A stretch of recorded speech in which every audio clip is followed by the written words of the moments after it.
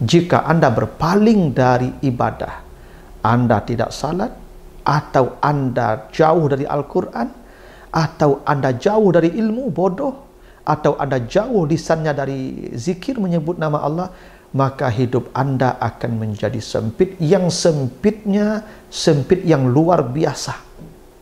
Bukan sempit yang biasa. Karena kalau sempit yang normal, dayiqah. Kalau sempit yang wajar, dayiqah. Ini danqah.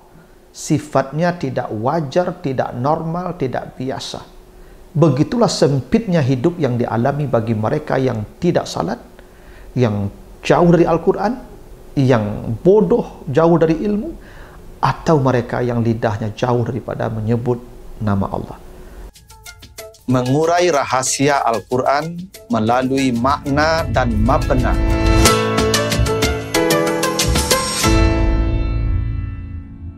Assalamualaikum warahmatullahi wabarakatuh. Alhamdulillahi rabbil alamin. Wassalatu wassalamu ala asrafil anbiya'i wal mursalin wa ala alihi wa ashabihi ajmain. Para pemirsa program makna dan mabna yang dimuliakan Allah, kembali kita lanjutkan bahasan kita tentang bangunan dan struktur kata dan kalimat di dalam Al-Quran, serta makna dan pesan di balik bangunan dan struktur kata dan kalimat di dalam ayat-ayatnya tersebut. Kali ini kita akan bahas surat Taha, surat yang ke-20, ayat yang ke-124. Kita baca ayatnya, surat Taha 124. Wa man a'rada an zikri fa inna lahu ma'isyatan danka wa nahsyuruhu yaumal qiyamati a'ma. Kata Allah, dan siapa yang berpaling dari zikir kepadaku, dari mengingatku, maka sungguh baginya kehidupan yang sulit, kehidupan yang sempit, dan kami akan kumpulkan dia nanti di hari kiamat dalam keadaan buta. Itu artinya surat Taha 124. Jadi Allah menjanjikan kehidupan yang sesak, ma'isyatan danqa, ya, kehidupan yang sesak, yang sempit bagi yang berpaling dari zikir. A'rada an zikri, kalau dia berpaling dari zikir, kata Allah, maka kehidupannya akan sesak, akan sempit. Nah, zikir di dalam Al-Quran itu ada beberapa. Ya, zikir itu bisa membaca Al-Quran, yaitu Al-Quran disebut zikir. Ada salat, salat juga disebut zikir. Atau zikir itu sendiri, membaca kalimat-kalimat yang baik. Atau ilmu. Coba kita perhatikan di surat Taha ayat yang ke-14, Allah menyebut salat sebagai zikir. Wa aqimis salata li zikri, ya, dirikanlah salat, ya, untuk zikir kepadaku. Jadi salat itu disebut zikir. Di surat Al-Hijr, ya, Al-Hijr 9, itu Al-Quran disebut zikir. Inna nahnu nazzalna zikra, sesungguhnya kami yang menurunkan az-zikir. Az-zikir itu maksudnya Al-Quran. Di surat Al-Anbiya ayat yang ke-7 dan juga surah An-Nahl 43 sama ayatnya. Katalah fas'alu ahla zikri in kuntum la ta'lamun. Bertanyalah kepada orang yang berilmu jika kamu tidak tahu. Nah, orang yang berilmu disebut dengan ahlu zikir. Karena itu ilmu disebut zikir, belajar disebut zikir.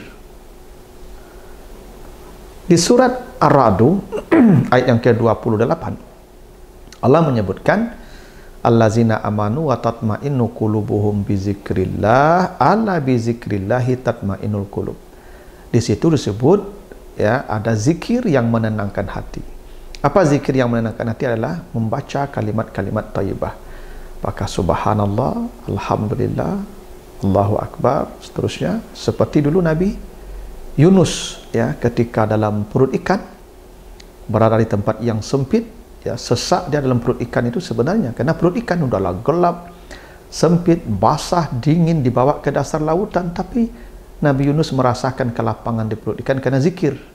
ya, yang disebutkan di surah Al-Anbiya 87, la ilaha illa anta subhanaka inni kuntu minaz zalimin. Ya. Kata Allah, Nabi Yunus selama di perut ikan selalu berzikir. Zikirnya la ilaha illa anta subhanaka inni kuntu minaz zalimin.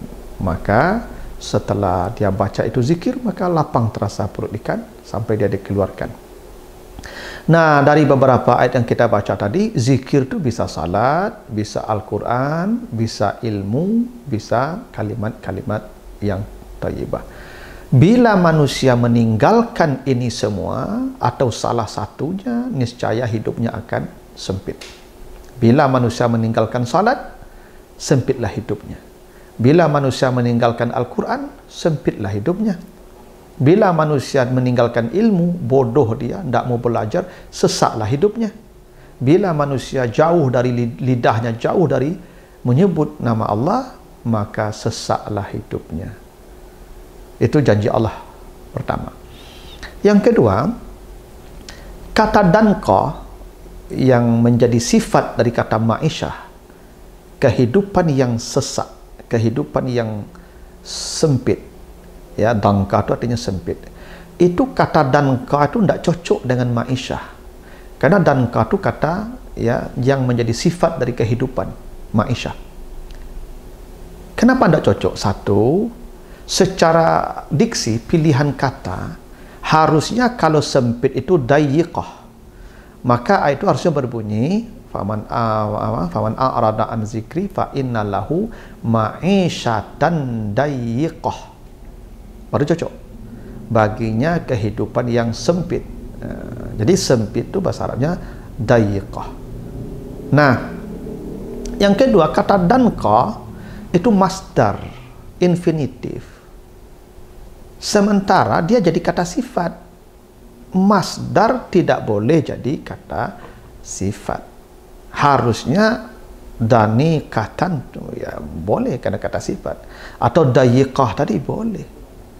Karena danqa itu masdar, harusnya kata sifat itu ya